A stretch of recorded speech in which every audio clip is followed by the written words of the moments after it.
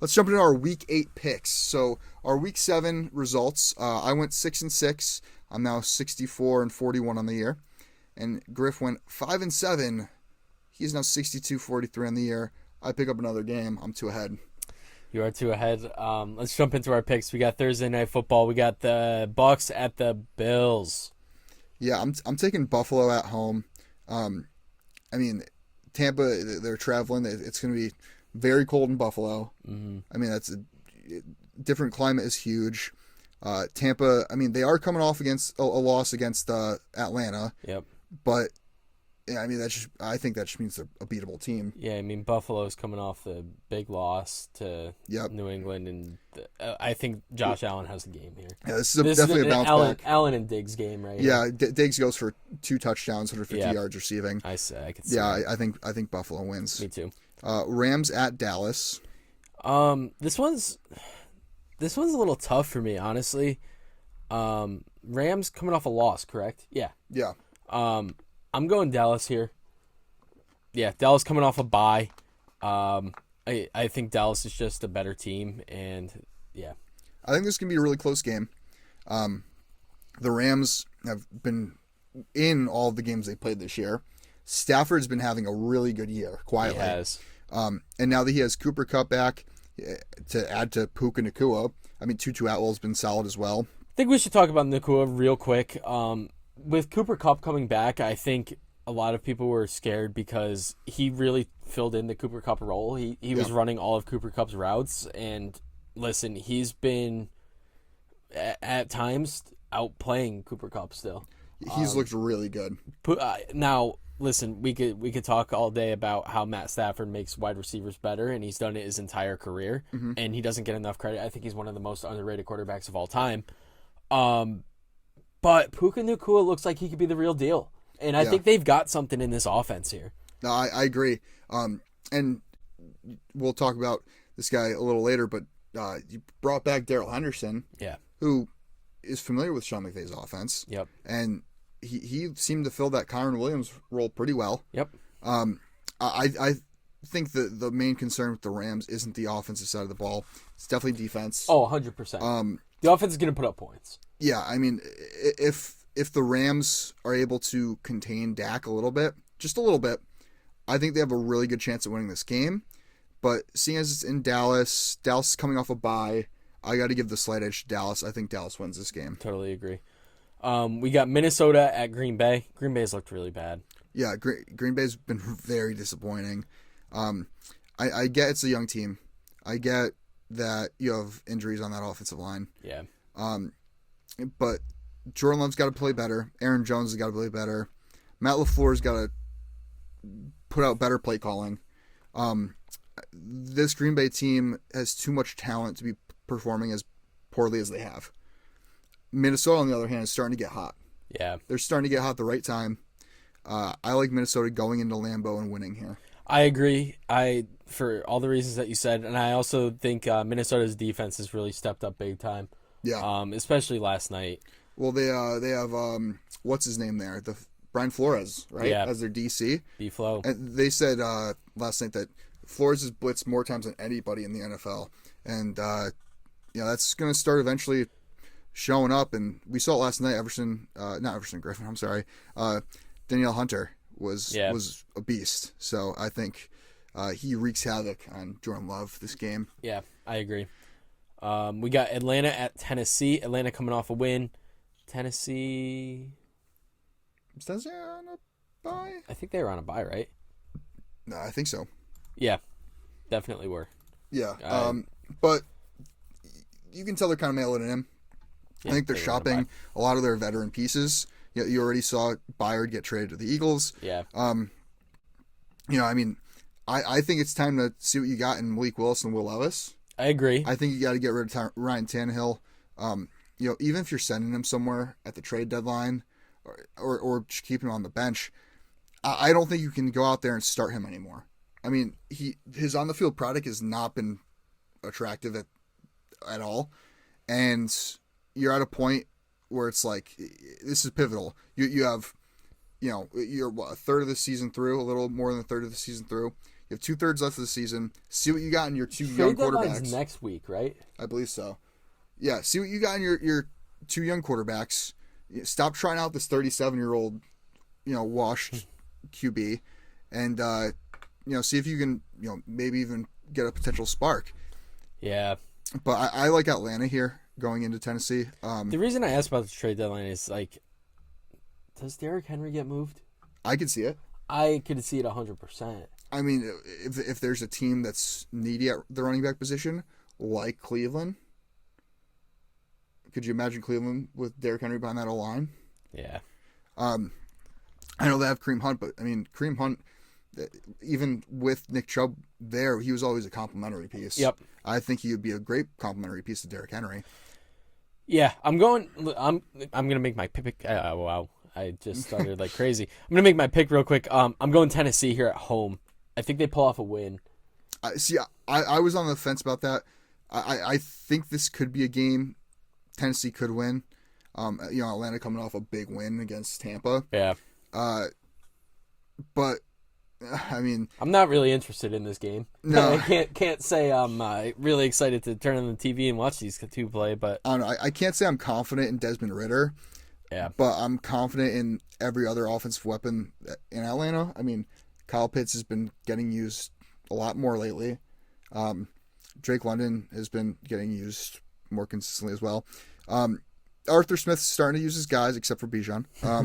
And I think if they continue to do that, they're going to start winning more and more games. Yeah. Give me Atlanta. New Orleans at Indy. I'm going to go Indy at home here. Indy, listen, they should not have lost that game. The officiating at the end of the game was really, really, really bad. And I think the refs threw that one away. They should have beat Cleveland there. But whatever, got to move on. Minshew had a great day. He had 4 touchdowns. He did. He also had a couple turnovers, which not ideal. That kind of hurt them a little bit. But he looked really good as a passer. Yeah, I mean, especially with his legs. He made plays with his legs, too. Jonathan Taylor looks back and explosive as heck. Yep. New Orleans looks like crap. Yeah. I mean, Derek Carr is not good. Yeah, he's less than mid. Yeah. I like Indy a lot here at home. Like you said, they should have won last week. You put up 38 points and you lose. Yeah. That's infuriating. That Indy offense is clicking. Gardner Minshew, Michael Pittman, Josh Downs. Michael Pittman wasn't even involved that much until the end. Jonathan Taylor, Zach Moss. Yeah, and that offensive Moss line and has Taylor looked both better. played in 50% of snaps. Taylor looked really good. Taylor was way more efficient than Zach Moss. Taylor's back. I mean, that offense is really clicking, and I don't think the defense is as bad as they looked at times against the Browns. I like Indy here. I think Indy wins by a couple scores. I 100% agree. Give me Indy. New England at Miami. Now, New England's coming off a big win. Do they continue the momentum? But Miami's also coming off a big loss. Yeah. You lose to Philly. I mean, the officiating did play a part in that, but also Miami got outplayed on both sides of the ball there. Yeah, they did. And New England, I feel like, always plays well in Miami. They do. I think this is a close game. I'm still going to give the edge to Miami because Mike McDaniels is too good of a coach to lose back-to-back games with this current roster, but I think it's going to be a really tight game. I don't think Tua's ever lost against New England, has he? I'm not sure what I think that's a stat. Yeah, I got Miami by a couple scores here. I don't think it's really close. I think Miami gets back to their form of beating up bad teams. And Tyreek Hill goes for, I'm going to throw a big number out there. I think Tyreek Hill has like 220. That's reasonable. Yeah. For him, yeah. Yeah, I think he puts up like 220, honestly. I could see it. Yeah, give me Miami. Next up, Battle of MetLife, New York Jets at the New York Giants, New Jersey at New Jersey, whatever. It's the Battle of Jet Life, baby. Let's go Jets. Yeah, I'm going Jets just because the Giants, I mean, I could see this going either way, but I got to go to the team with the better defense. I was just going to say, I think our defense is the reason we win this game here. I like the Jets by a score. I think it's going to be a very close game. Yep. Jacksonville at Pittsburgh. This is going to be a great game. I agree. I think that both teams have very solid defenses. Yeah. I think I'd give the edge to Pitt's defense because they have TJ Watt. But I'm changing my pick. you're going Pitt? I'm going Pitt.